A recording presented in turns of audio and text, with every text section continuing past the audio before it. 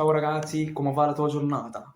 Nel mezzo del cammino di nostra vita mi inoltrai una selva scura dove la dritta via إيرا سمريتا. ازيكم عاملين ايه؟ يا رب تكونوا بخير. اقول لكم حكايه اول ما جيت هنا. اول ما جيت هنا في شرم طبعا. ما كنتش بعرف احجز اي رحلات طبعا، يعني انا داخل لسه ابيض في اللغه، انا عمري ما كنت بتكلم ايطالي يعني، ولا بتعامل ايطالي قبل كده. ف أول ما جيت اشتغلت في محل عطور وعطارة هنا في شرم الشيخ، ما اشتغلتش، أنا ما دخلتش في مجال الرحلات على طول. دنيتي مع واحد هنا حببني في اللغة الصراحة، يعني هو بيتكلم إيطالي كويس، فخدت منه شوية كلمات كده، فبالتالي إن أنا دلوقتي حابب اللغة، فبالتالي إن أنا أتعلمها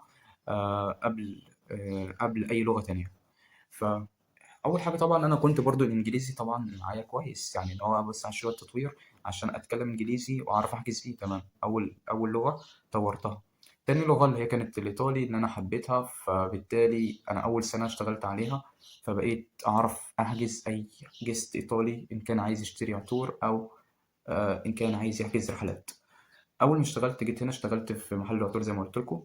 بعدين اشتغلت هنا في مكتب رحلات، وحاليا لسه دلوقتي شغال في مكتب رحلات.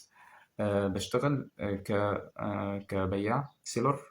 بنزل حوالي الساعة 6 أو 7. ده طبعا بعد ما بروح الجامعة وباجي من الجامعة، فبخلص بخلص جامعة الساعة 3 أو 4 العصر. باجي أريح شوية أو أتغدى وكده، وبعدين أنزل على الساعة 6. أنزل أخلص شغلي الساعة 2، أجي طبعا برضو محتاج آكل، أغير، أنام. أصحى الصبح الساعة 8، أخد تاكسي على طول أطلع على الجامعة، ويومي ماشي على كده.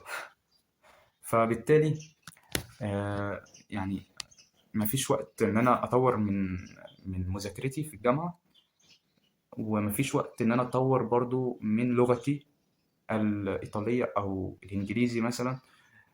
يعني أنا ثابت على، يعني مجهودي من سنة أو أكتر، فاهمين؟ يعني أنت لسه ثابت في موقعك، فمش عارف تزيد تتطور آه، هنا أو هنا.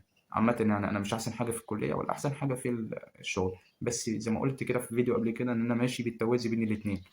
لما بيجي لي فرصة إن أنا أتعلم حاجة جديدة، ما بضيعش الوقت ده. يعني زي دلوقتي النهاردة خلصت assignment الكلية. خلصت النهاردة الحمد لله، وسلمته على ال LMS في الموقع الجامعة. وبكده أنت مش وراك مذاكرة غير المواد الريكواير اللي هي مطلوبة منك هتمتحنها ورقي.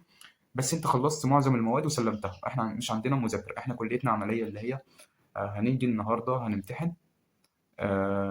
النهاردة ساعتين 3، أنت كده كده في طول الترم أنت عارف أنت هترسم إيه وهتعمل إيه في ال في الامتحان نفسه، يعني فإيدك اتعودت خلاص، فأنت مش لازم تذاكر تاني. أهم حاجة تكون مسلم كل حاجة في قبل الوقت ما يخلص. يعني الحمد لله الحمد لله خلصت. الترم ده طبعا أنا ما كنتش مخلص أي حاجة. لآخر شهر في الجامعة ما كنتش مخلص حاجة، يعني كان بسبب إن أنا قاعد مع صحابي اللي هم في الشغل، ما كنتش عارف أذاكر طبعا والكلام ده. فأنا كنت في دماغي إن أنا أقعد آخر شهر استوديو أو حتى أي سكن مع نفسي. وده اللي حصل دلوقتي.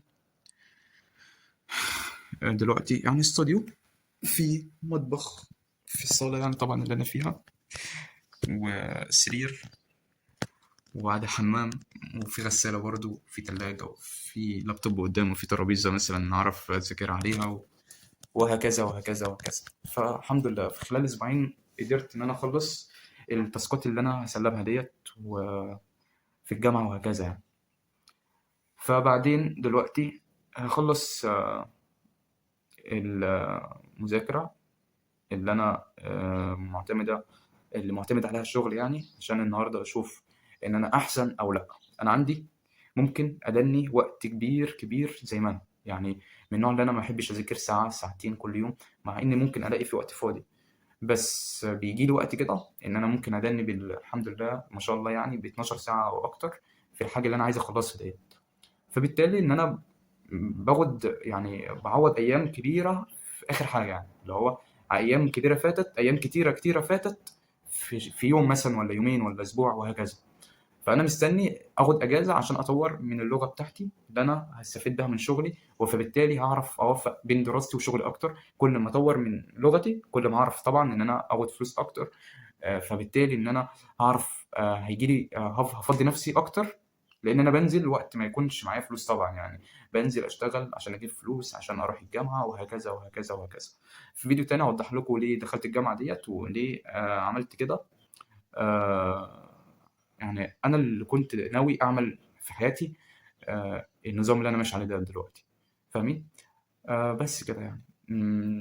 لو عجبك محتوايا ممكن تنزل تعمل لايك عشان انزل لكم فيديوهات اكتر ازاي نوفق بين حاجتين نعملهم مع بعض. وبس كده. يلا سلام.